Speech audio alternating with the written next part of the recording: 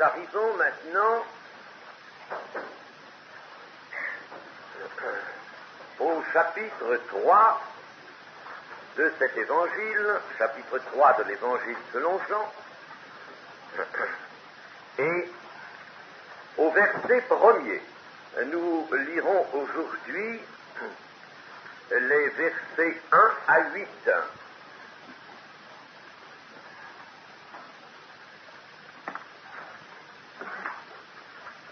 Mais il y eut un homme d'entre les pharisiens nommé Nicodème, un chef des Juifs, qui vint, lui, auprès de Jésus de nuit, et lui dit: Rabbi, nous savons que tu es un docteur venu de Dieu, car personne ne peut faire ces miracles que tu fais, si Dieu n'est avec lui.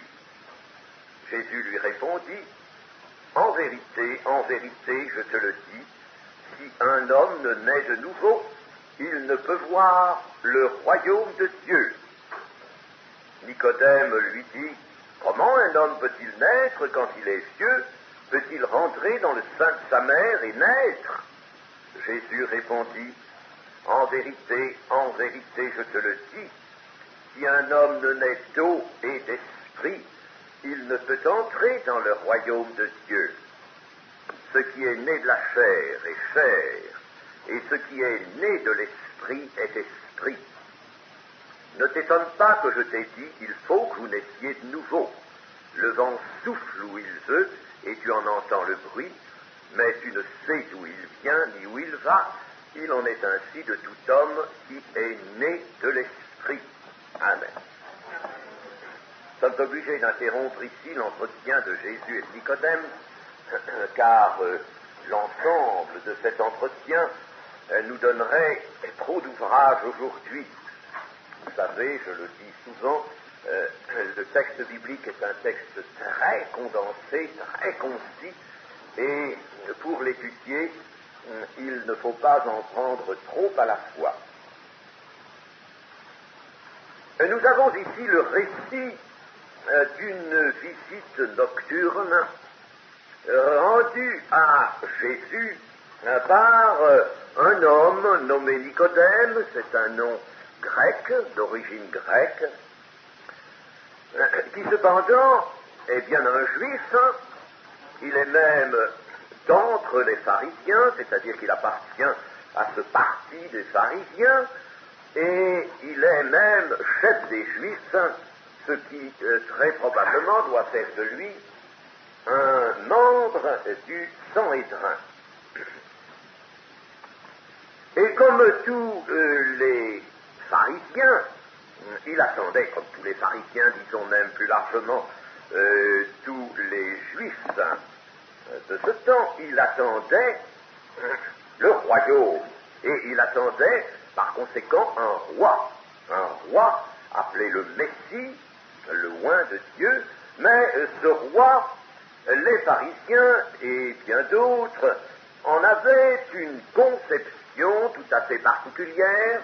Ils s'étaient attachés au littéralisme.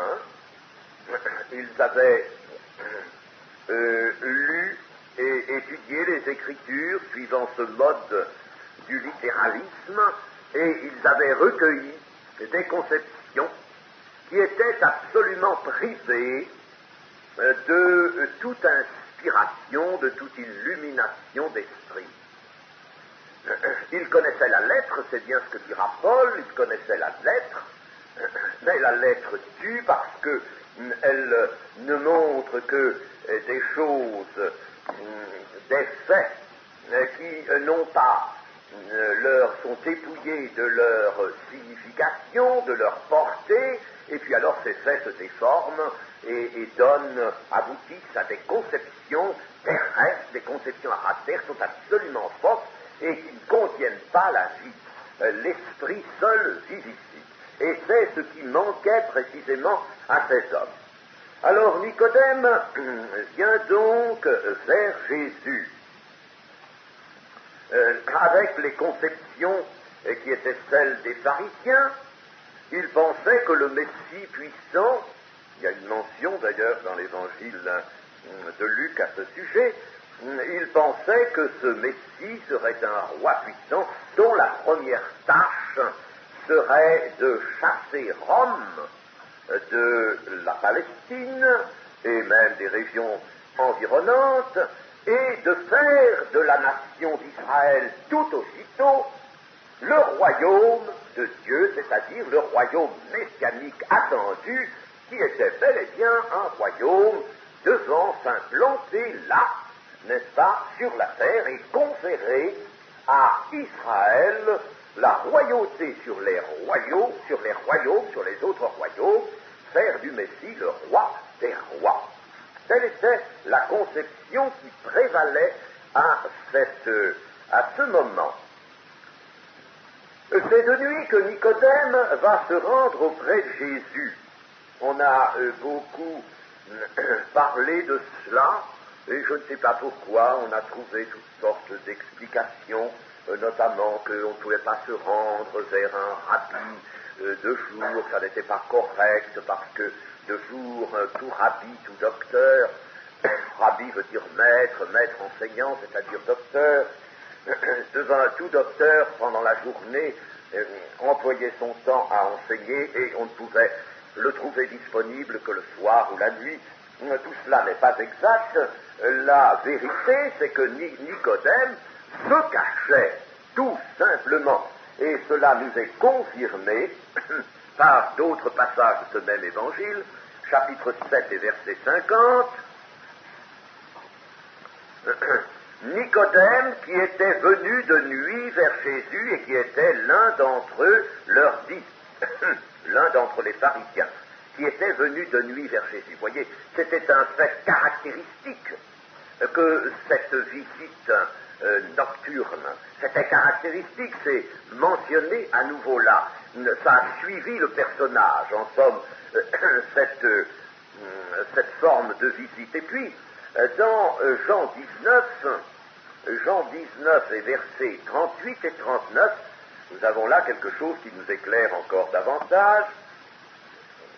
Verset 38, après cela, Joseph d'Arimathée, qui était disciple de Jésus, mais en secret par crainte des Juifs. Voyez-vous, Joseph d'Arimathée, lui aussi, c'était un personnage en vue, important, n'est-ce pas? Eh bien, il était disciple de Jésus, mais en secret, c'était des choses cachées par crainte des Juifs. Demanda à Pilate la permission de prendre le corps de Jésus, et Pilate le permit. Il vint donc et prit le corps de Jésus. Nicodème, qui auparavant était allé de nuit vers Jésus, vint aussi apporter un mélange d'environ 100 livres de myrrhe et d'aloès. Voyez-vous? Donc, tout comme Nicodème, ou Nicodème, tout comme Joseph d'Arimathée, se cachaient, ne voulaient pas montrer qu'ils étaient attirés par Jésus, disciples de Jésus, n'est-ce pas, écoutant son enseignement et attachant du prix à la parole et aux actes, aux œuvres de Jésus. Ils ne voulaient pas le montrer parce que c'était une opinion qu'on ne pouvait pas afficher dans le moment et qui aurait attiré, n'est-ce pas, un opprobre, bien sûr, sur celui qui l'aurait manifesté. Donc, il vient de nuit pour se cacher, pour qu'on ne le remarque pas. Cependant, il est attiré vers Jésus et nous verrons qu'il ne vient pas pour son compte personnel seulement. Nicodème était docteur d'Israël et il avait discerné en Jésus non seulement un rabbi, mais un docteur venu de Dieu. Telle est l'expression de l'Évangile. Un docteur venu de Dieu, donné par Dieu, ou suscité par Dieu, et aussi, il le dit bien, n'est-ce pas, recouvert d'une puissance divine. Car personne ne peut faire ces miracles que tu fais si Dieu n'est avec lui. Ce sont des miracles qui mettent en œuvre la puissance divine. Il faut donc que tu l'aies. Il faut donc que tu aies cette puissance puisque tu peux la mettre en œuvre. Alors, n'est-ce pas, puisque les miracles de Jésus l'avaient saisi, l'avaient convaincu, et qu'il avait cru à l'origine divine de ces miracles, eh bien des questions se posaient à lui. Il n'en savait pas davantage, il voyait cela, mais il y avait tout de même bien des questions qui s'étaient posées à lui et à certains de ses amis. Et notamment celle-ci. Jean-Baptiste avait affirmé que Jésus était le Messie. Lui n'était pas le Messie, mais il annonçait celui qui venait après lui tout en l'ayant devancé dans les temps.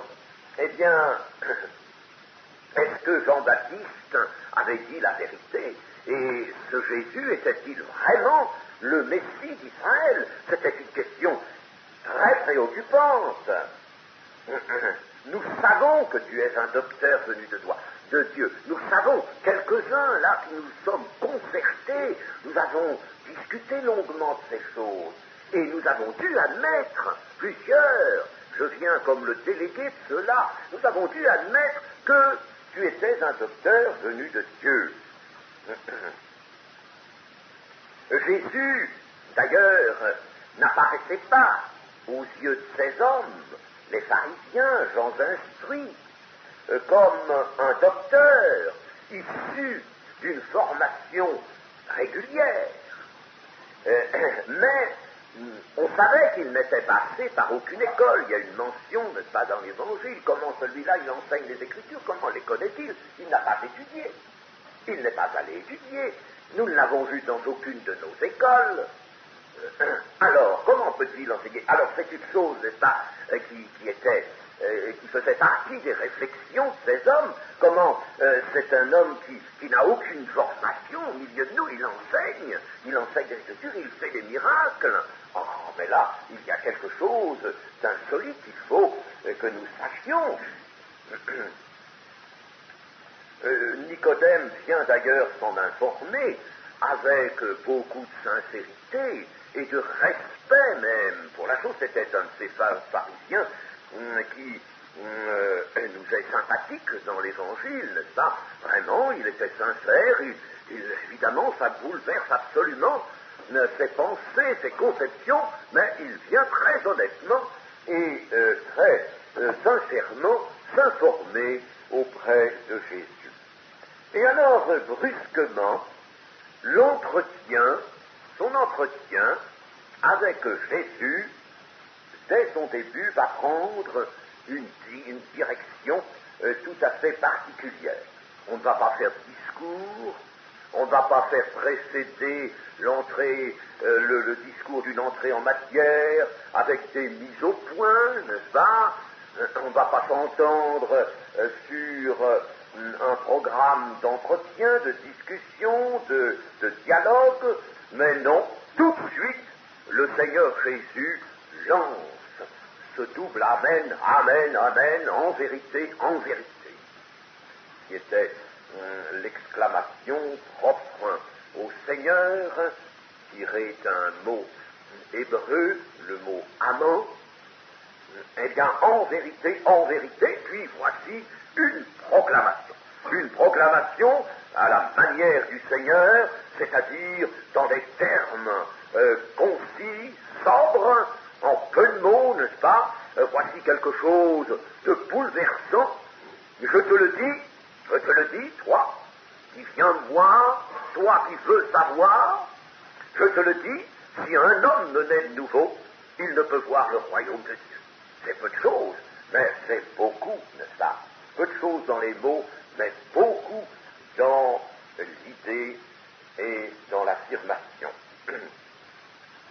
Pourquoi Jésus va-t-il lancer cette proclamation justement ici et justement devant ce docteur d'Israël? Pourquoi?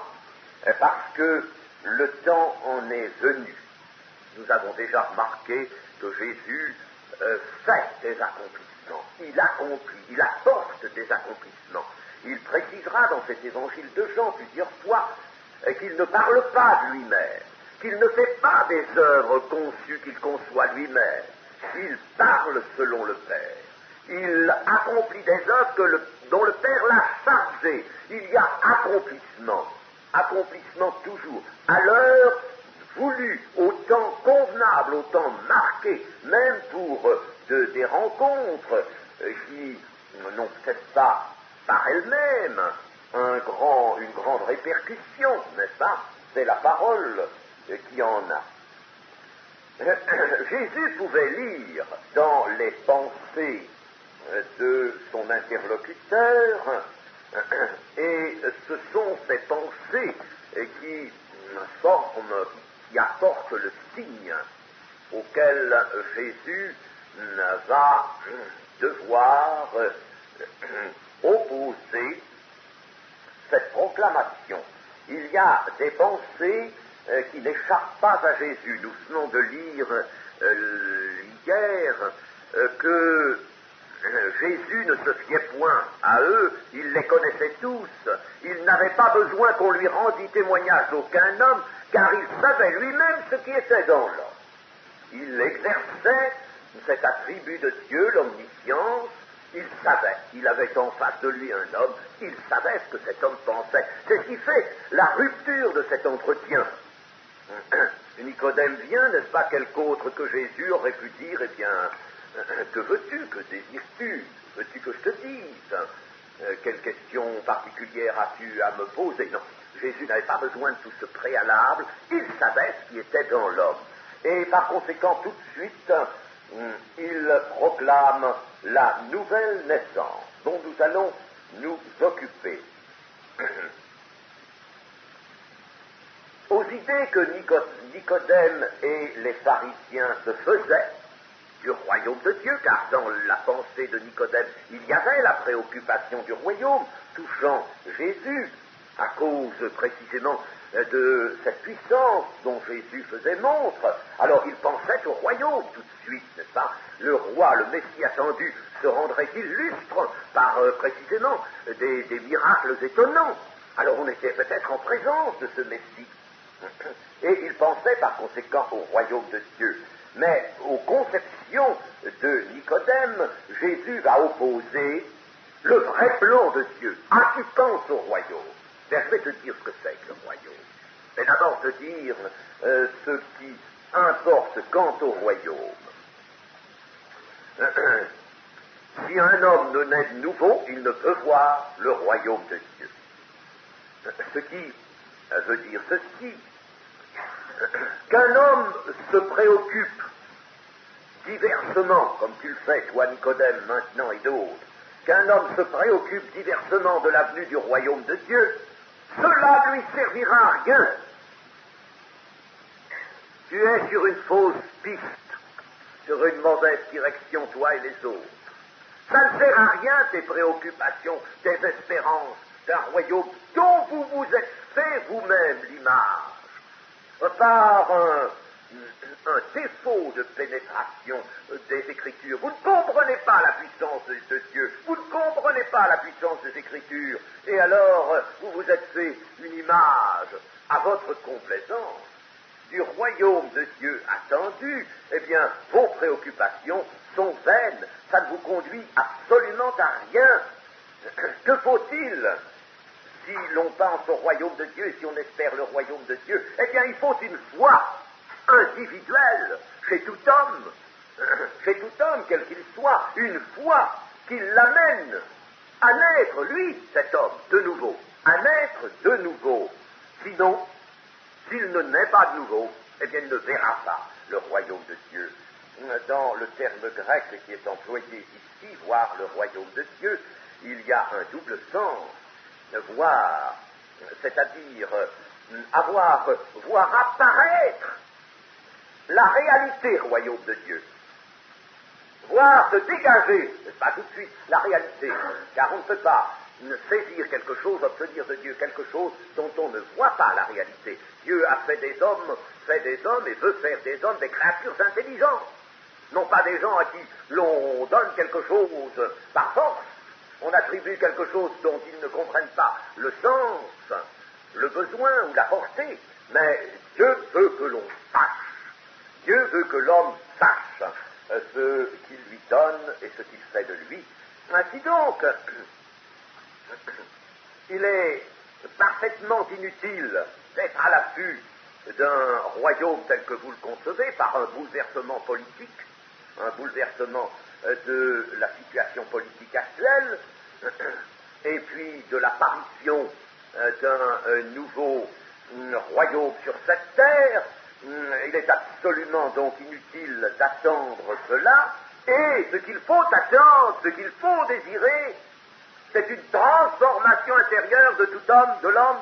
C'est ça qu'il faut rechercher, et c'est ça qu'il faut avoir, obtenir, pour voir le royaume de Dieu, c'est-à-dire pour en avoir la vision, la représentation exacte, et puis, deuxième sens du verbe grec, saisir, prendre. C'est ça, celui qui voit Jésus, qui voit le Seigneur et qui croit en lui à la vie éternelle. Il y a donc dans le terme grec, n'est-ce pas, l'idée aussi non seulement d'avoir la représentation réelle, exacte de la chose, mais aussi de s'en emparer, d'en jouir, d'en obtenir la jouissance. Donc personne, voilà la réponse de Jésus, aucun homme n'aura la jouissance du royaume de Dieu s'il ne naît de nouveau, s'il ne passe pas par cette expérience appelée ainsi naître de nouveau. Qu'est-ce que cela voulait dire si un homme ne naît de nouveau, naître de nouveau? Eh bien, les termes sont nets, nous n'avons pas à les affaiblir, au contraire, il faut en dégager la force et le sens. Ce sont des termes nets, ce ne sont pas des termes qui font figure, si vous voulez, il y a un peu, bien sûr, une certaine image, c'est ça, dans les mots employés. Mais la chose n'est pas une image signalant par exemple quelques transformations morales intérieures, pas du tout. Il s'agit d'une émergence dans une vie nouvelle. Il s'agit de rien, c'est-à-dire de la situation de l'homme naturel, c'est-à-dire de rien, au point de vue spirituel, d'apparaître comme un vivant dans un monde nouveau, dans lequel on ne peut pénétrer que par une naissance, de même que nous avons pénétré dans ce monde de la terre par une naissance de chair. Eh bien, de même, il faut une nouvelle naissance, il faut une autre naissance pour pénétrer dans un règne nouveau, dans un monde absolument nouveau. Et si alors une telle naissance nouvelle fait émerger un homme dans une vie nouvelle, alors c'est là que la vue du royaume de Dieu se découvrira, une vue sur la réalité royaume de Dieu et une entrée, il va le dire après, une entrée dans ce royaume. Par conséquent, une jouissance du royaume. Voilà, n'est-ce pas, l'affirmation catégorique de Jésus. Il y a un ordre de choses nouveau et qui doit apparaître dans les personnes individuellement. Et si cette chose est oubliée, si elle n'est pas mise en pratique, eh bien, il n'y aura rien, absolument, pas de royaume de Dieu. Le royaume de Dieu restera une espérance illusoire, absolument illusoire. Et, chers amis, nous devons, nous qui savons pourtant ces choses, n'est-ce pas, vous les avez lues, on vous les a méditées, je suis persuadé assez souvent dans des prédications, eh bien, nous avons encore besoin de nous en pénétrer. Vous savez que nous avons parlé des niveaux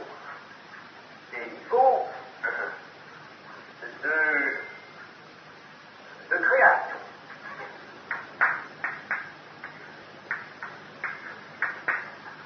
Niveau de création.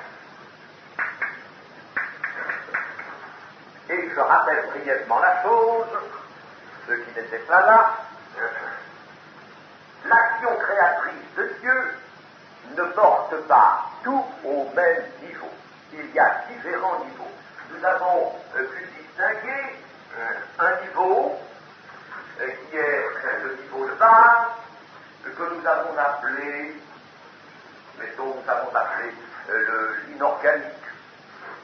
peu importe ce terme, l'inorganique, c'est-à-dire tous les matériaux de la terre elle-même, ces matériaux inertes, ce qui est appelé dans la Bible la poussière de la terre, ces matériaux sans vie, ce sont des matériaux sans vie, mais pourtant nécessaires, ils sont faits avec des atomes, c'est le niveau de base de la création de Dieu. Alors, il y a donc l'inorganique que voici ici. L'inorganique, nous l'avons appelé aussi la biosphère, mais peu importe, c'est un support, c'est un cadre fait d'une matière inerte qui va pourtant être indispensable à la vie parce qu'il va être le support de la vie. Et puis, nous avons vu apparaître par alors la mise en jeu de l'action créatrice, un niveau au-dessus, et cela, nous avons voulu l'appeler le règne végétal.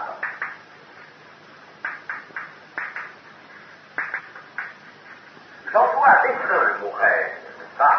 Et vous comprenez pourquoi.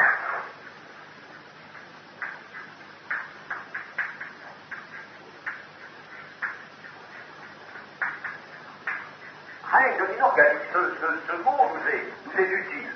Les mots sont là pour nous servir.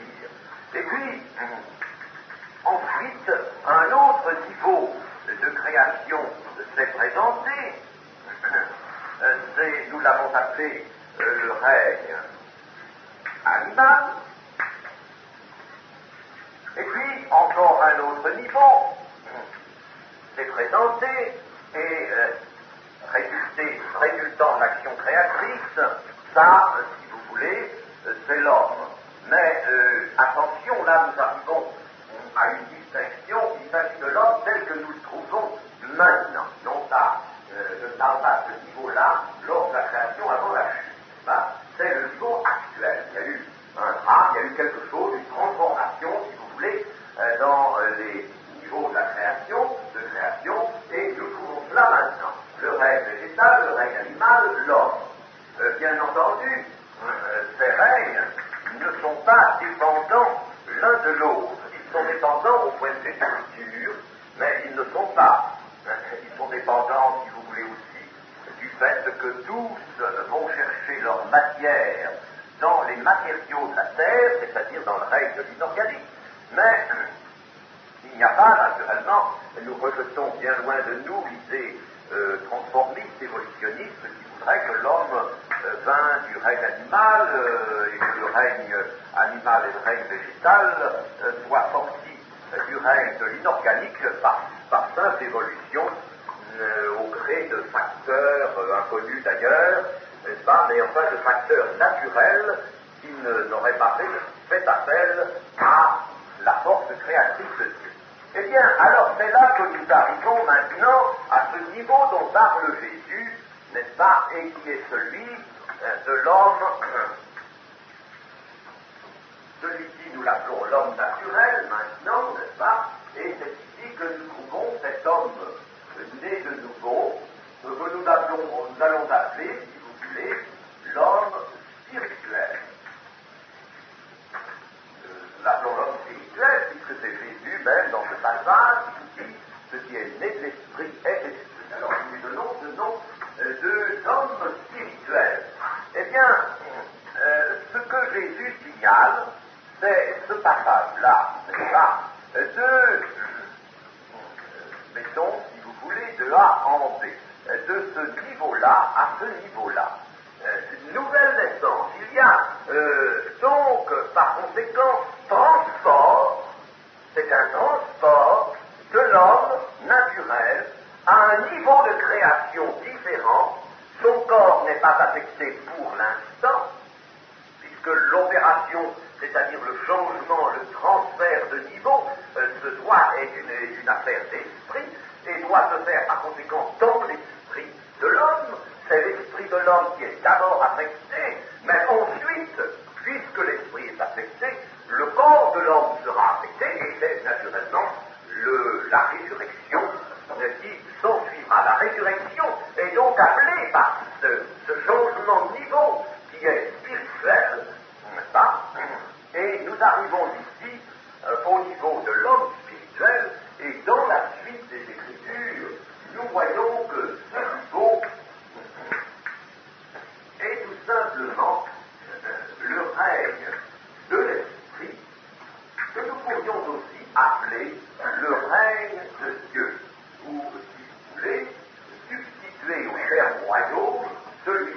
règne, n'est-ce pas, règne de Dieu.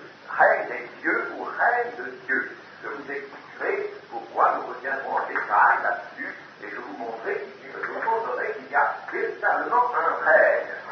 Nous verrons que à chacun de ces niveaux de création correspondent certaines possibilités, certaines activités, pas des possibilités limitées.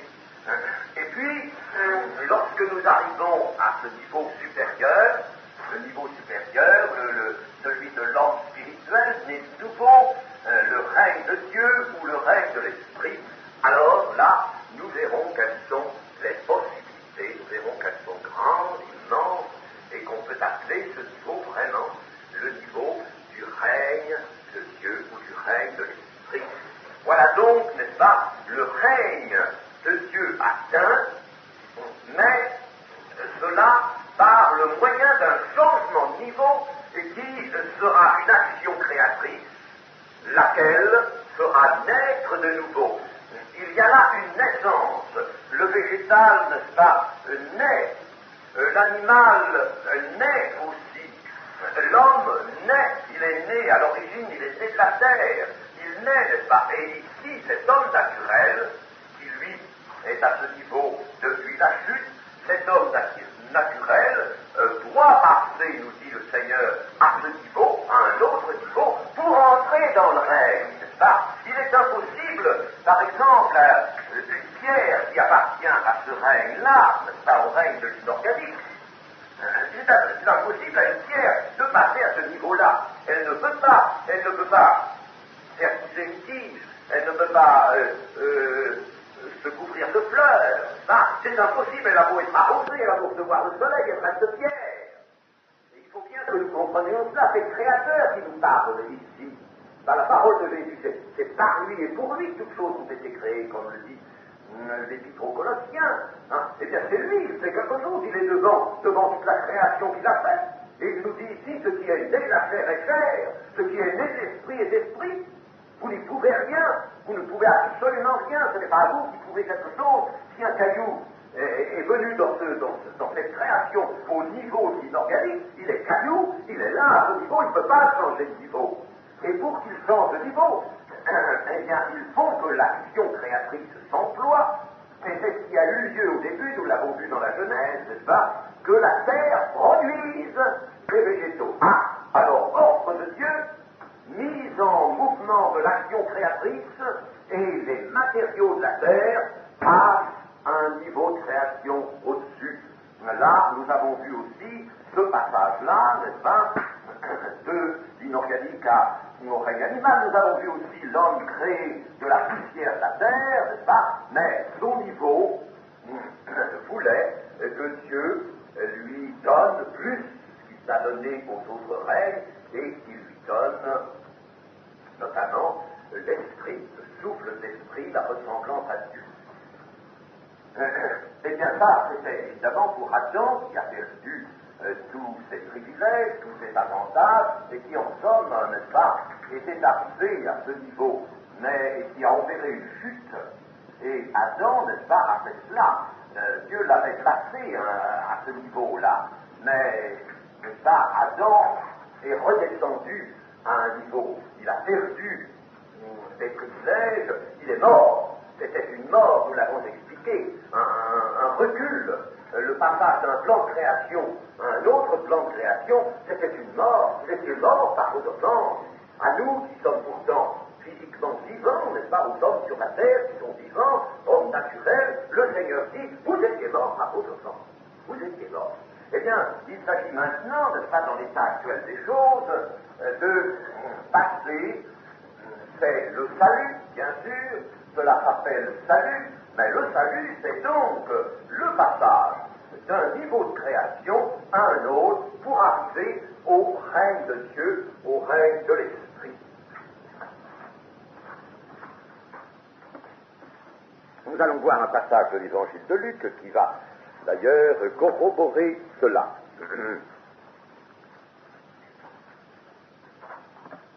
À l'énoncé d'une réalité d'esprit que Nicodème ne peut pas immédiatement saisir.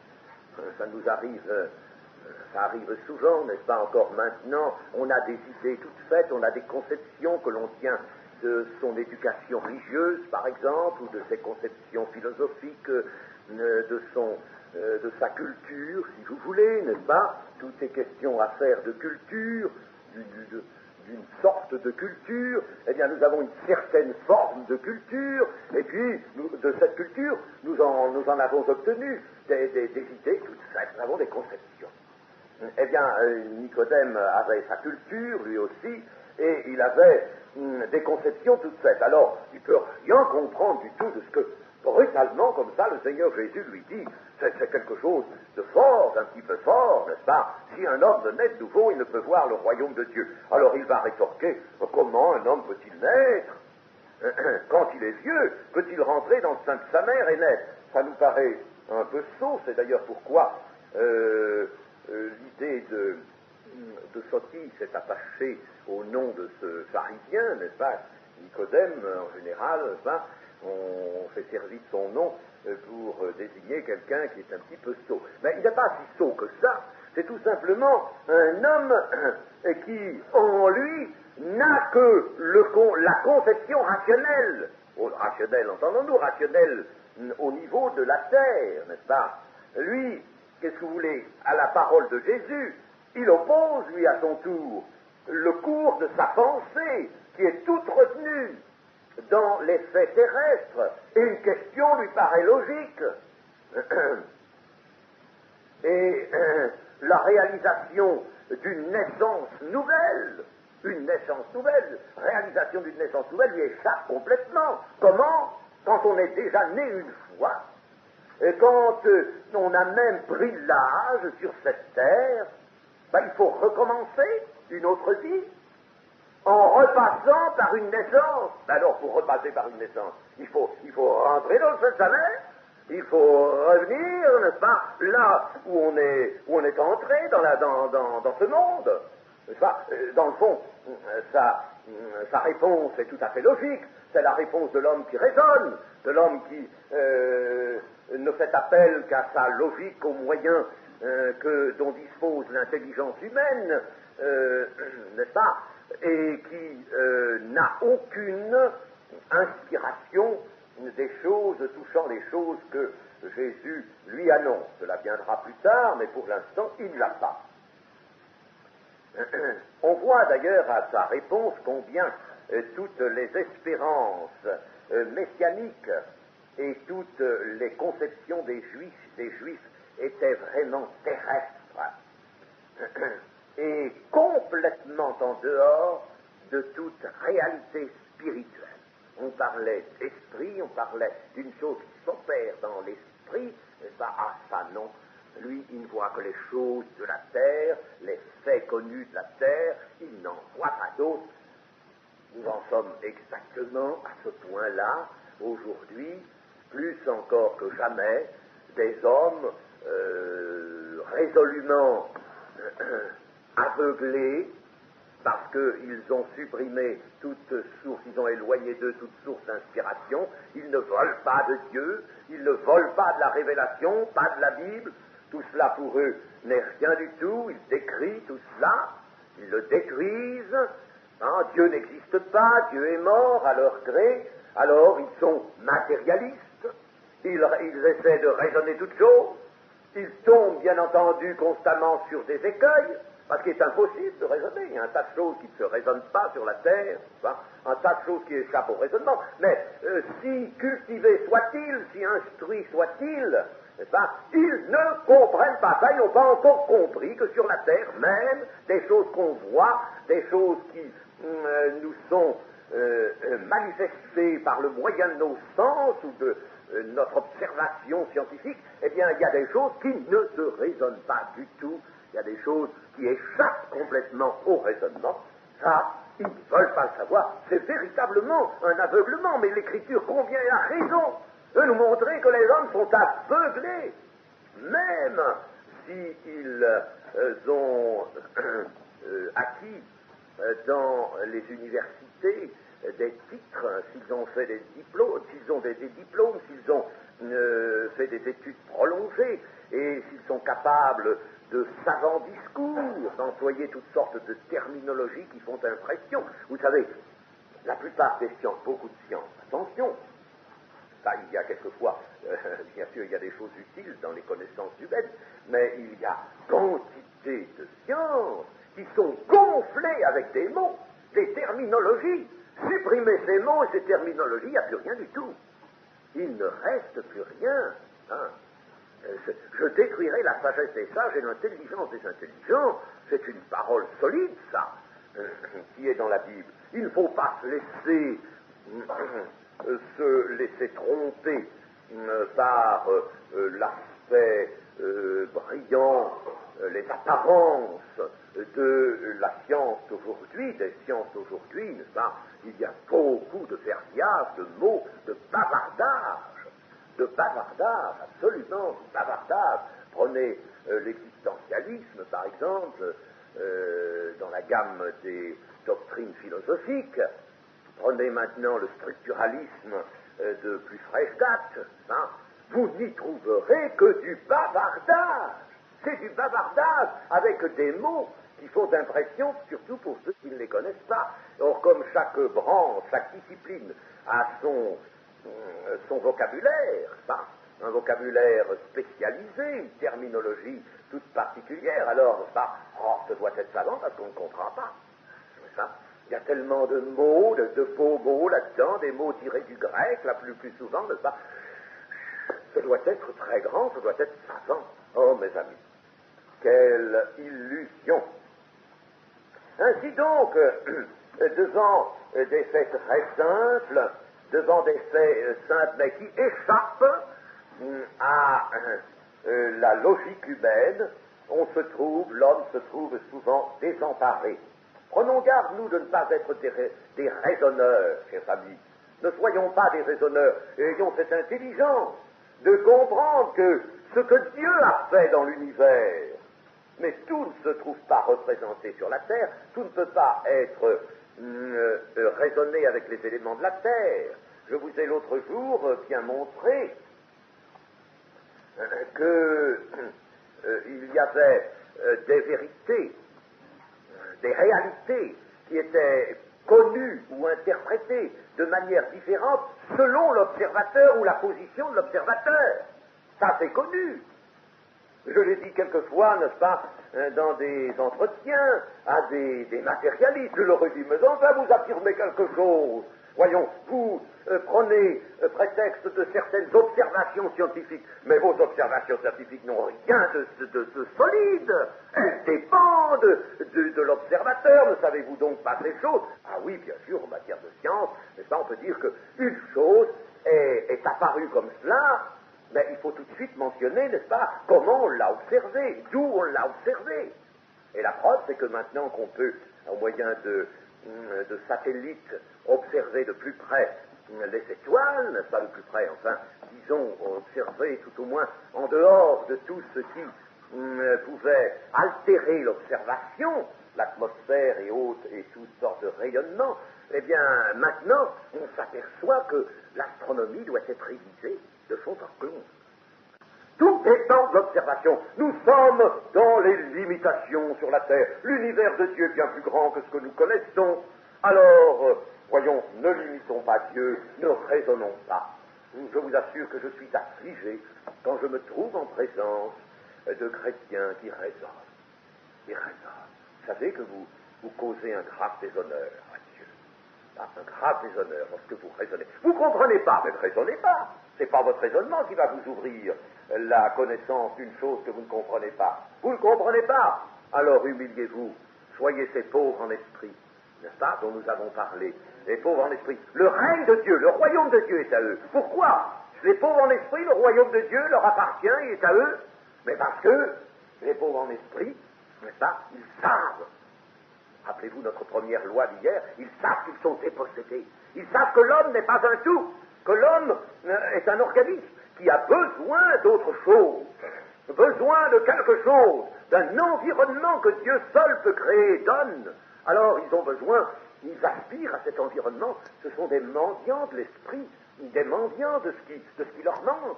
Alors, s'il le désire, Dieu le leur donne, bien entendu, c'est son amour qui le pousse à cela. Alors il donne, Dieu donne, et il possède alors le règne. Ils passent au règne, n'est-ce pas, ils deviennent des hommes spirituels. Le royaume de Dieu leur appartient. Jésus, devant cette riposte de Nicodème, va préciser. Il parle non pas d'une seconde naissance naturelle, pas une naissance de chair, pas une seconde naissance naturelle, ça n'aurait aucun sens, ça ne veut rien dire, n'est-ce pas? Pas d'une seconde naissance comme cela, non, d'une naissance d'un autre ordre qui va s'ajouter à la première. S'ajouter à la première. L'homme est sur la terre homme naturel. Il est pareil, nous dit l'apôtre Paul dans sa grande démonstration du chapitre 15 de 1 Corinthiens, il est comme le premier Adam. Le premier Adam était comme ça, eh bien nous sommes comme lui, à son image. N'est-ce pas? Le premier Adam est un être de chair, premier Adam après la chute, que nous ne sommes pas nés de lui avant la chute, mais bien après la chute, n'est-ce pas? Alors nous sommes pareils à son image. Nous sommes à son image. Tel était le premier Adam, l'homme animal, est-il dit, pour signaler, n'est-ce pas, qu'il est cet homme de chair. Alors, il est comme ça, tel est le terrestre, tels sont les terrestres. Il n'y a pas à... C'est simple, ça. C'est excessivement simple, n'est-ce pas? Alors, à cette naissance de chair qui a fait de nous des êtres semblables au premier Adam, des terrestres, eh bien c'est à cela qu'il faut que s'ajoute une nouvelle naissance, c'est-à-dire le passage d'un niveau de création au niveau supérieur.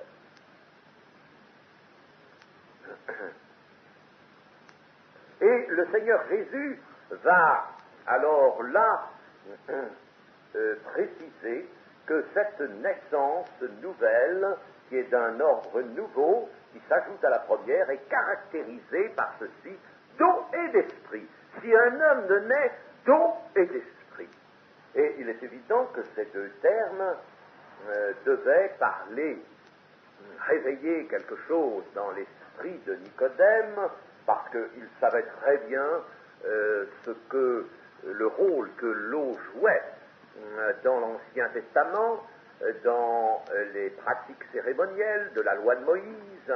Il savait très bien qu'il y avait là de l'eau vive, il savait le rôle que jouait cette eau vive, et il savait que le rôle joué par l'eau était un rôle qui symbolisait la purification, une purification.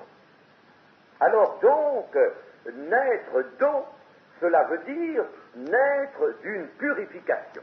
Nous prendrons un seul passage, cela nous suffira, Ézéchiel 36, par exemple, verset 25. Voici une promesse pour le peuple d'Israël. Je répandrai sur vous une eau pure, et vous serez purifiés. Je vous purifierai de toutes vos souillures et de toutes vos idoles. Il est évident que si Nicodème, n'est-ce pas, n'avait pas tiré tout de même quelques parties d'une telle déclaration qu'il connaissait, parce qu'il devait connaître les Écritures de fond en comble, eh bien, s'il n'avait pas tiré de là, n'est-ce pas, tout de même quelque chose, c'est que, véritablement, cet homme aurait été tout à fait fermé. Mais là, il ne pouvait pas ne pas connaître la relation entre l'eau pure, dont parle le Seigneur, et puis la purification, c'est tellement clair. Je répandrai sur vous une eau pure et vous serez purifiés. Donc l'eau pure est un symbole de la purification que Dieu veut opérer, se propose d'opérer sur les hommes pour leur retirer leurs souillures et leurs idoles. Les idoles qui sont, elles aussi, des souillures et une source de péché. Alors, purification, donc, et puis alors, cette purification, n'est-ce pas, a un signe dans la nouvelle économie qui s'ouvre avec la venue de Jésus, dans la nouvelle dispensation, il y a un signe, ce sera le baptême que déjà Jean a pratiqué, Jean-Baptiste a pratiqué, vient de pratiquer, n'est-ce pas, le baptême de repentance, baptême de purification, l'eau du baptême. Nous avons aussi une parole de Pierre qui est qui est tout à fait clair, très net, dans la première épître, au chapitre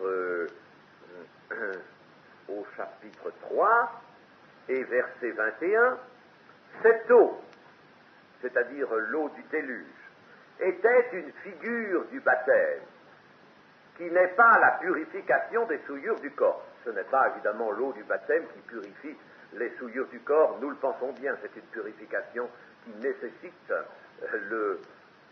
l'intervention de Dieu. Cette eau était une figure du baptême qui n'est pas la purification des souillures du corps, mais l'engagement d'une bonne conscience envers Dieu et qui maintenant vous sauve, vous aussi, par la résurrection de Jésus-Christ. Voyez-vous, l'engagement d'une bonne conscience, c'est la rupture avec la vie précédente, la vie où si aisément on commettait toutes sortes d'offenses parce qu'on laissait le mal qu'est le péché, le mal intérieur agir, n'est-ce pas? Eh bien, ce sera l'engagement d'une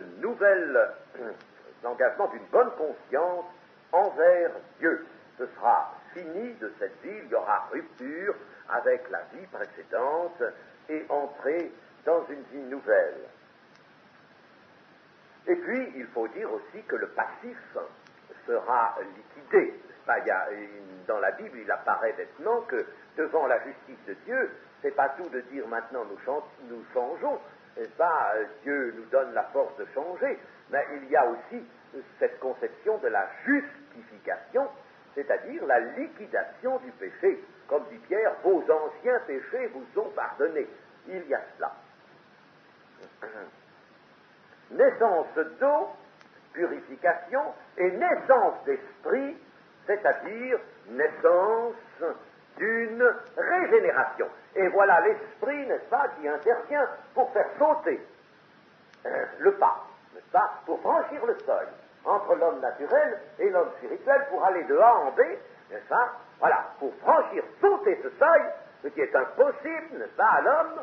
Nous allons le voir, eh bien, pour sauter cela, il faut l'esprit, c'est-à-dire la force créatrice. L'esprit vient dans le monde, c'est lui qui a fait un tas de choses, c'est lui qui a organisé la terre, l'esprit, c'est lui qui est venu dans le sein de Marie et qui a fait naître Jésus, l'Esprit Saint. Vous voyez, l'Esprit Saint, n'est-ce pas, opère des choses, il opère au loin même de la personne du Père, de Dieu, il opère des choses, n'est-ce pas, des opérations, il fait des opérations utilisant la puissance créatrice de Dieu.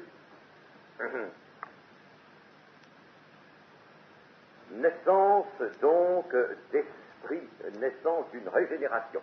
Dans la première épître de Jean, nous avons un passage qui nous intéresse au chapitre 5, verset 6. Chapitre 5 de la première épître de Jean, verset 6.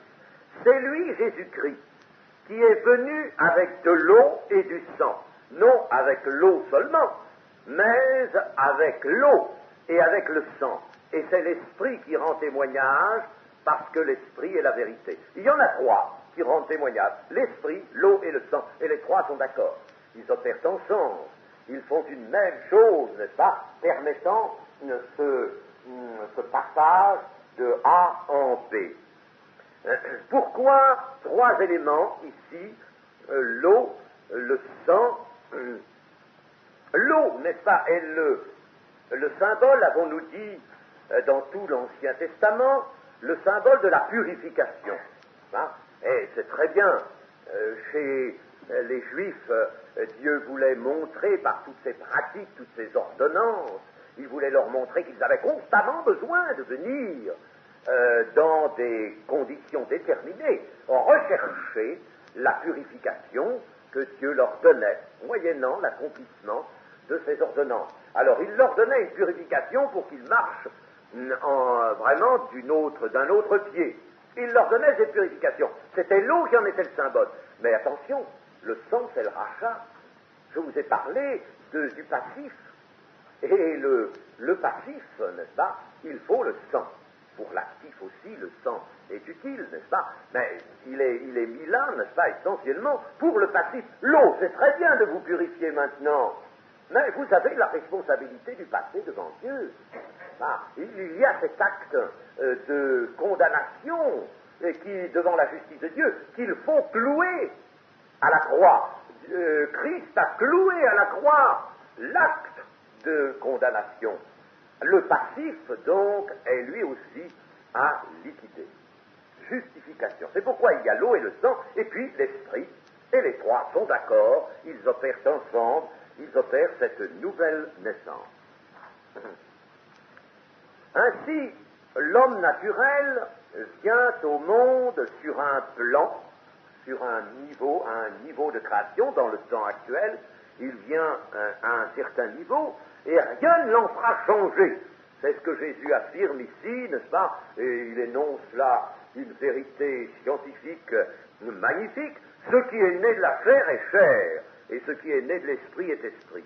Et pour la première partie, la première proposition de cette phrase, eh bien, évidemment, là, il y a un accord complet avec tous les matérialistes. Hein? Nous sommes là, les matérialistes devraient se déclarer pleinement d'accord. Ce qui est comme ça, eh bien, ça reste comme ça ne bouge pas. Hein? Si quelque chose est d'une certaine manière, ça ne peut pas changer tout seul. C'est pas possible que ça change tout seul. Rien ne pourra faire changer. Alors, il ne croit pas qu'il y ait, n'est-ce pas, une action créatrice, qu'il y ait un Dieu qui puisse déployer cette action surnaturelle. Il ne croit pas au surnaturel, il croit simplement à ce qu'il voit. Eh bien, ce qui est d'une façon reste d'une façon. Ça ne peut pas changer. Hein? Ce qui est pierre reste pierre. Vous aurez beau peut-être la meuler, vous aurez beau la réduire en poussière, elle restera pierre. Ce qui est pierre, ce qui est chair. Alors ça, nous sommes d'accord avec les matérialistes. Mais la deuxième proposition, n'est-ce pas? Ça les dépasse. Et ce qui est né de l'esprit est esprit, parce qu'ils ne croient pas. Et pourtant, c'est la même chose, n'est-ce pas? Ce qui est né de l'esprit, ce qui est sur ce plan, est esprit. Alors voici, n'est-ce pas, caractérisé un état nouveau. Et je l'ai appelé le règne de l'esprit ou le règne de Dieu.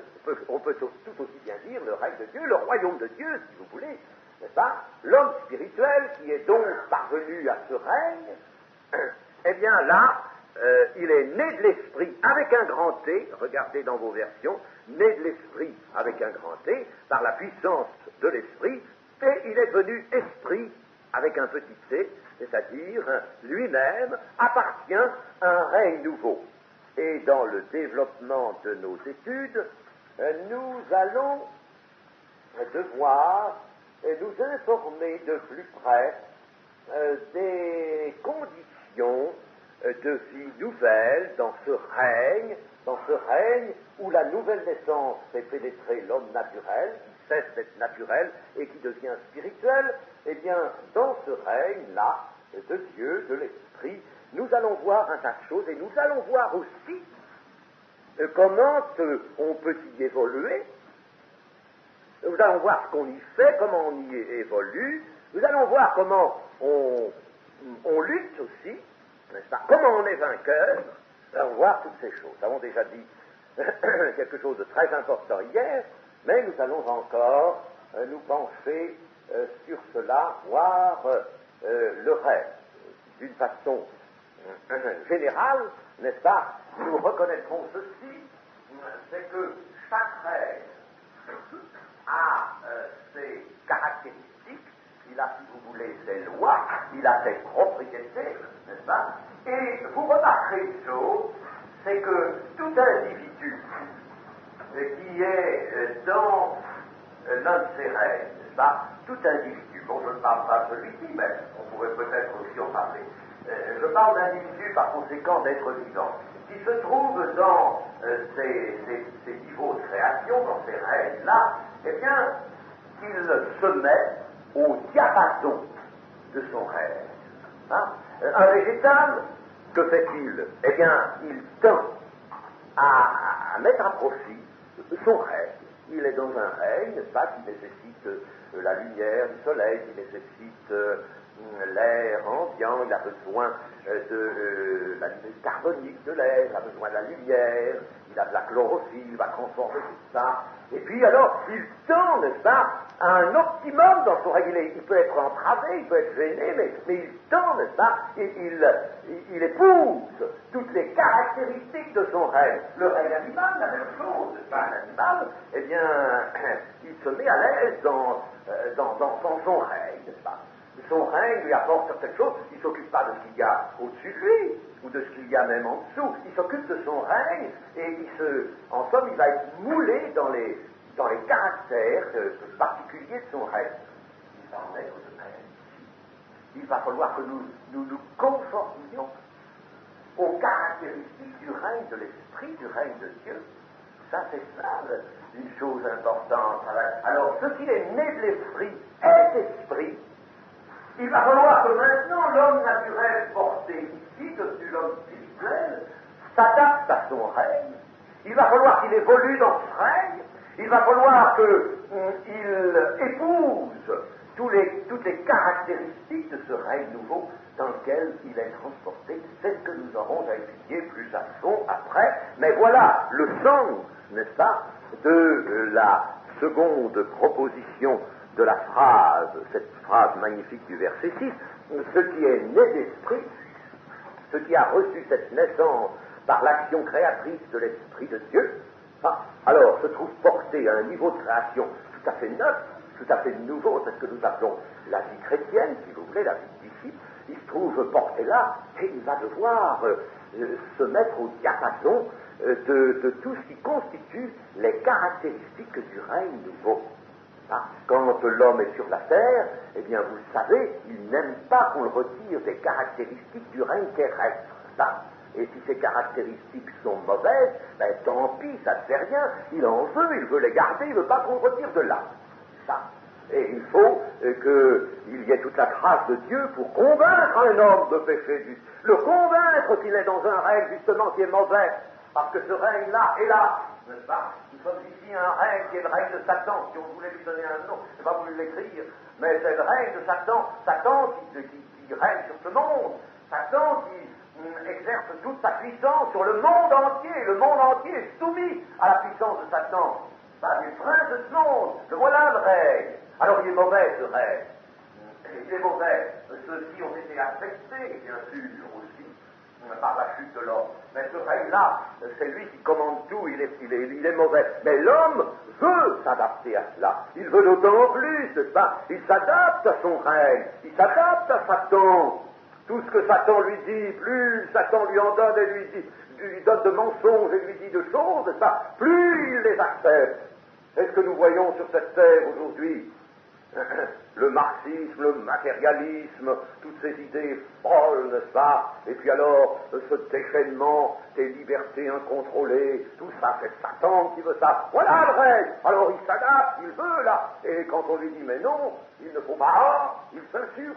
L'homme s'insurge, il veut être dans son règne. Il veut porter les caractéristiques, les caractères de son règne. Et il faudra que l'homme qui a fait ce saut porte les caractères du règne de Dieu. Et c'est pourquoi il est dit, Jésus dit, ce qui est né d'esprit, attention, est esprit. Et le Seigneur Jésus va ajouter ceci. Ne t'étonne pas, Nicodème, que je t'ai dit cela. Il faut que vous naissiez de nouveau. Ne t'étonne pas de cela. Le vent souffle où il veut, et tu en entends le bruit, mais tu ne sais d'où il vient, ni où il va. Il en est ainsi de tout homme qui est né de l'esprit, et qui se trouve donc porté dans ce règne. Désormais, il appartient à un règne nouveau, que le vent souffle où il veut, que le vent souffle, et le vent, vous savez, c'est le Saint-Esprit, n'est-ce pas? D'ailleurs, il y a le mot pneuma qui signifie aussi bien vent, c'est ce mot-là qui est ici, il signifie aussi bien vent que esprit, mot grec. Il signifie aussi bien vent que esprit. Alors que l'esprit souffle, si vous voulez, que le vent souffle, et voilà que surgit un homme spirituel. À la vie physique répond un développement bien connu sur la terre. nous savons ce que c'est quand un enfant vient là, eh bien on va lui donner tout ce qui correspond aux différents âges par lesquels il va passer, n'est-ce pas? On va l'emmailloter d'abord, on va lui donner les biberons, puis après un peu plus tard on lui donnera autre chose, puis on le mettra à l'école quand l'âge arrivera, et puis on essaiera de l'instruire, on essaiera de le faire entrer dans la société avec une certaine activité, certaines qualifications pour qu'il puisse gagner sa vie, n'est-ce pas? Il va s'intégrer à la société, il va s'intégrer à son règne, à la société. Mais ça, tout ça, c'est connu. On sait bien ce qui se passe. On le sait d'avance quand on voit un petit bébé naître, et quoi même, on fait toutes sortes de plans d'avenir. Oh, celui-là, il sera ceci, il sera cela. Tiens, on en fera un ingénieur, on en fera un docteur, on en fera ceci, cela, puis... même quelquefois, autrefois, on disait, puis on le mariera avec un autre petit bébé qui vient de naître aussi, n'est-ce pas? Eh bien, on sait tout cela, n'est-ce pas? On sait les développements sur la Terre. Mais la vie nouvelle, mes amis, correspond à un arrière-plan, c'est-à-dire un développement, correspond à une destination dont la pensée humaine n'est plus maîtresse. Ah, tu ne sais pas d'où il vient ce vent, et tu ne sais pas où il va, tu ne sais pas ce qui va se passer. Tu ne peux pas savoir, tu ne peux pas réaliser, même si nous sommes éclairés par cela, on ne peut pas réaliser. Quand Pierre, l'apôtre Pierre, était devant le Seigneur Jésus qui allait quitter cette terre, eh bien, Jésus de lui dire, eh bien, un peu plus tard, quand tu seras plus âgé, tu étendras les bras, et puis un autre te mettra ta ceinture, là, et puis te mènera où tu ne voudras pas. Tu ne sais pas où tu iras. Et tu iras. Et c'était peut-être pas, n'est-ce pas, quelque chose qui, sur le moment, pouvait réjouir la pensée de l'apôtre, parce qu'il indiquait de quelle mort il devait mourir crucifié lui aussi, n'est-ce pas? Quant à Jean, nous l'avons vu l'autre jour, il y avait cette parole assez mystérieuse du Seigneur. Lui, si je veux qu'il reste jusqu'à ce que je vienne. Que t'importe à toi, Pierre? Ça ne te regarde pas, toi, suis-moi. Mais lui, je le garde. Je le garde pour quelque chose de mystérieux. On ne sait pas où il va, on ne sait pas où le vent va, n'est-ce pas? Il en est ainsi de tout homme qui est né de l'esprit. Puis ça va beaucoup plus loin que sur cette terre, parce que c'est un véritable passage c'est un véritable passage, n'est-ce pas, ici, d'un plan que nous pourrions appeler le fini, le limité, n'est-ce pas, un plan que nous sommes obligés ici de reconnaître comme étant celui de l'infini. Il y a le passage du fini à l'infini. Nous entrons là dans l'infini de Dieu, d'abord dans l'éternité, est infini, puis dans des possibilités infinies. Les possibilités de l'amour de Dieu sont infinies. Voilà le royaume de Dieu. Voilà comment il faut concevoir le royaume de Dieu et ce que Jésus veut en dire à Nicodème tout d'abord. Dans l'évangile de Luc au chapitre 17 et au verset 20, nous avions ceci, cet autre récit. Les pharisiens demandèrent à Jésus quand viendrait le royaume de Dieu. Mais toujours avec cette même idée, n'est-ce pas, de voir un beau royaume s'installer sur la terre. Et chasser les Romains, les renvoyer là-bas dans leur Italie. Quand viendrait le royaume de Dieu? Il leur répondit, le royaume de Dieu ne vient pas de manière à frapper les regards, il viendra plus tard comme ça, mais pas tout de suite. Il ne vient pas de manière à frapper les regards, on ne dira point il est ici ou il est là, car voici, le royaume de Dieu est au milieu de vous, ou plus exactement, au-dedans de vous. Le milieu, c'est au-dedans de vous, il est au-dedans de vous. Il faut que vous naissiez nouveau. C'est ça votre préoccupation. Vous le verrez venir après, mais commencez par le commencement, naissez de nouveau, changez de plan, laissez-vous transporter du fini dans l'infini, et puis ne vous préoccupez pas du reste parce que vous ne savez pas. Ce vent qui va vous porter à l'autre plan, vous ne savez pas ce qu'il va faire de vous. Et puis, laissons ça à Dieu, pas parce que quand nous voulons nous arranger nos affaires, notre avenir, etc., nous avons souvent bien des déceptions. Il y a des choses que nous n'avions pas prévues. Il y a des séparations, quelquefois, qui interviennent, qui bouleversent tout. tous les plans qu'on avait pu faire. Et puis quoi? Ça rime à quoi? Il faut bien vieillir, il faut bien prendre de l'âge. Mais ce qui importe, c'est que la personne, même si elle prend de l'âge sur cette terre, soit passée d'un plan à un autre, et alors tout son être s'en trouve transformé, et tout son être se trouve introduit du fini dans l'infini. Ce qui est né de l'esprit est esprit. Le vent souffle où il veut, tu ne sais pas d'où il vient, tu ne sais pas où il va, ne t'occupe pas, ça c'est affaire de Dieu. Maintenant tu es dans le règne de l'esprit, dans le règne de Dieu, laisse-toi porter par la puissance de ce règne. Amen.